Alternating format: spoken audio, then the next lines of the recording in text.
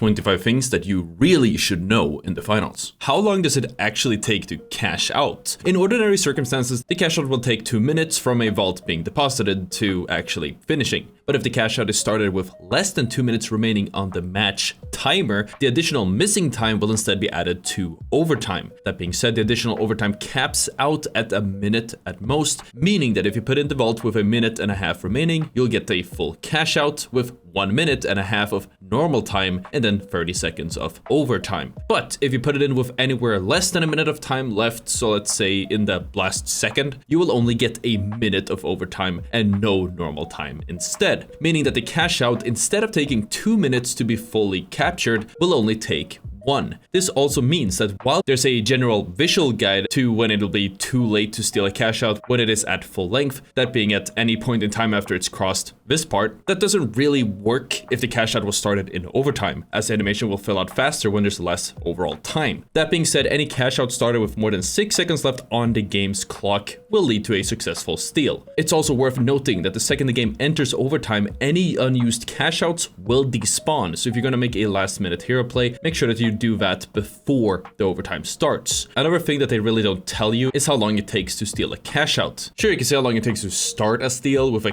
fancy animation, but sometimes knowing the exact time is a lot more useful. That exact time is 6 seconds, which honestly is really long. Almost too long, if you ask me. I'd probably say that 6 seconds is adequate. If anything, it's all you need.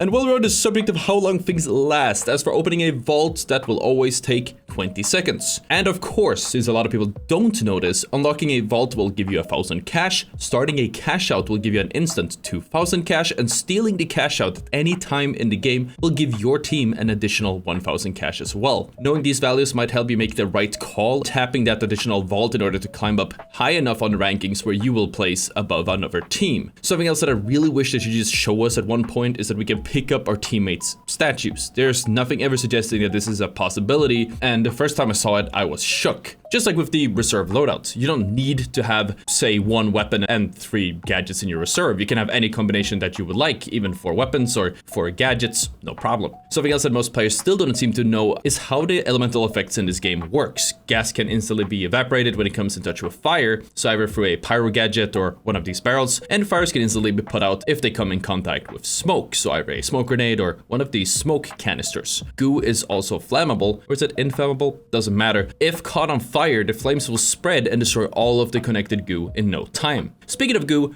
goo walls, so goo from goo grenades or goo canisters, all have that one spot which when destroyed will take the whole wall down. I like to call this spot the goo spot, or G spot for short. From the point of view of the person deploying the wall, the G spot will be here when the wall comes from a goo canister, and it will be here when it comes from a goo grenade. If the goo wall was deployed against a wall, the G spot is the topmost goo blob that has contact with the wall. Something else that a lot of people don't seem to know about is that if you haven't, you definitely should hit that subscribe button. Just saying. Your current momentum determines how fast you throw something. If you're sprinting and jump, you'll throw it a little bit farther than if you were just standing still. The same logic applies if you're taking a jump pad or using a movement ability. If you're holding something indestructible like a vault or a teammate's statue, you can combine running and jumping with a quick melee as well, as this will send those props flying. There's no immediate friendly fire when it comes to shooting, punching, or explosions, but you can still damage your teammates with gas or fire. Keep in mind though, just because you can't damage your own teammates with it, doesn't mean that you can't affect yourself with a glitch effect or hurt yourself with explosions. In fact, some explosions like the RPG will actually deal an increased amount of damage if you hit yourself with it. You can actually drop an item that you are carrying with your secondary fire key, which would be right click on PC. That same button comes in handy if you're using a throwable gadget like a grenade, gateway, or dome shield. Secondary fire will stop you from performing an ordinary throw and perform a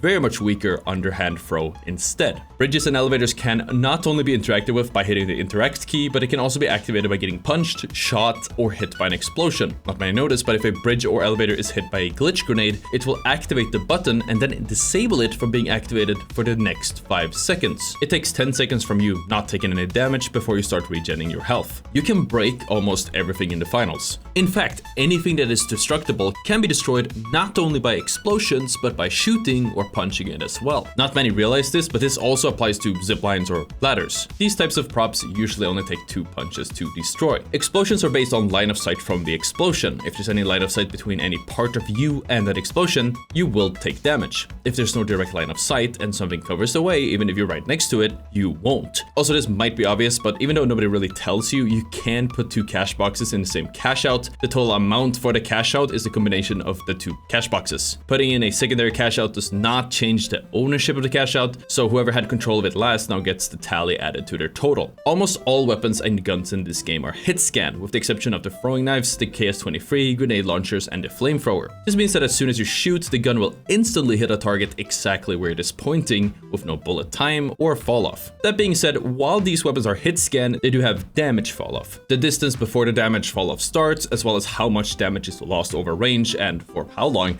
varies between the different weapons, but the fall off is always calculated with the same logic. So let's use the revolver as an example, because we do have their numbers from a prior set of patch notes. A revolver will deal 74 damage on a body shot at its peak damage to any target up to 23 meters away. Between the ranges of 23 to 40 meters away, the damage will ramp down until it finally plateaus on 43. And then it will keep the damage no matter whether the target is 40 meters away or 100 meters away. There's also not that much information regarding random events, so I figured I'd shine some light on that. Currently, there are 6 active events in the game, some have been disabled, but the other ones are Deathmatch, Retro Invasion 82, Meteor Showers, Mega Damage, orbital lasers, and low gravity. When the deathmatch mode is active, each kill is worth $400 instead of $200. Retro Invasion has these space invaders flying across the sky and shooting down projectiles that will deal severe destruction and damage to anybody underneath them. These projectiles will actually display a bright red warning before they're about to land, so you can get out of the way. Meteor Showers throws meteors out at random that damages players, destroy the arena, and set wherever they land on fire. Mega Damage increases the destructive damage of everything in the game, including but not limited to things like sledgehammers, normal weapons, explosives, or barrels. Orbital lasers will start a laser at your feet if you stand still for too long. This laser will pierce through a few props to hit you if you're inside, but if you are below enough cover, you are going to be safe. And low gravity lowers the gravity by a significant amount, leaving you floating in the air if you jump. Keep in mind that thanks to this low gravity, any movement which accelerates you, like jumping off a zipline or a jump pad, or using any other movement technique,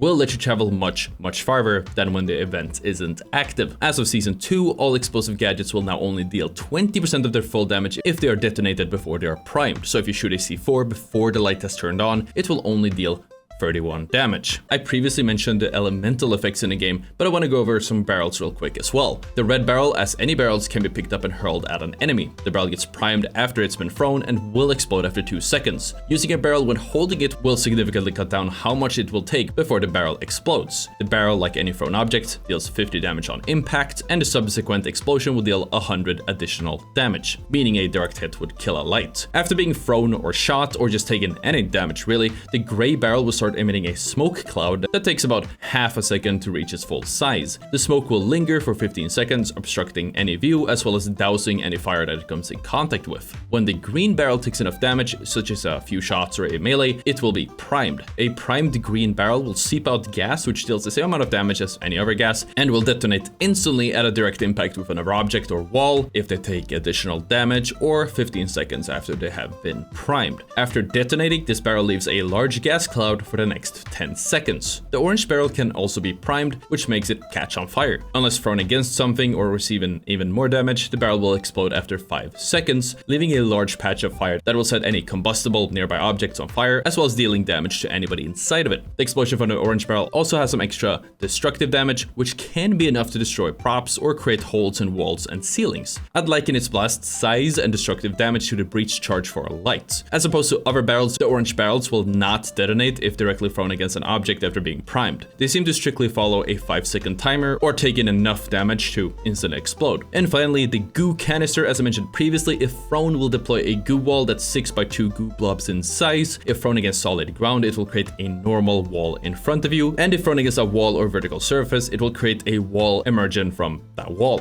If the goo canister is destroyed without being thrown, it will create blobs emerging from the canister with no apparent direction. And of course, it's worth mentioning that any barrel doing a direct direct hit with any shield will detonate on impact. And of course, who can forget that while the game's tutorial is great, it does a horrible job explaining movement. At first, the movement in the game might seem floaty and weird, but once you learn all the fundamentals of how it works and all of the techniques that you can pull off, it will start feeling a lot better. Thankfully, I made a video on just that, so click the video on the screen to watch the ultimate movement guide for the finals. Thank you so much for watching, and I'll see you all next time. Peace out.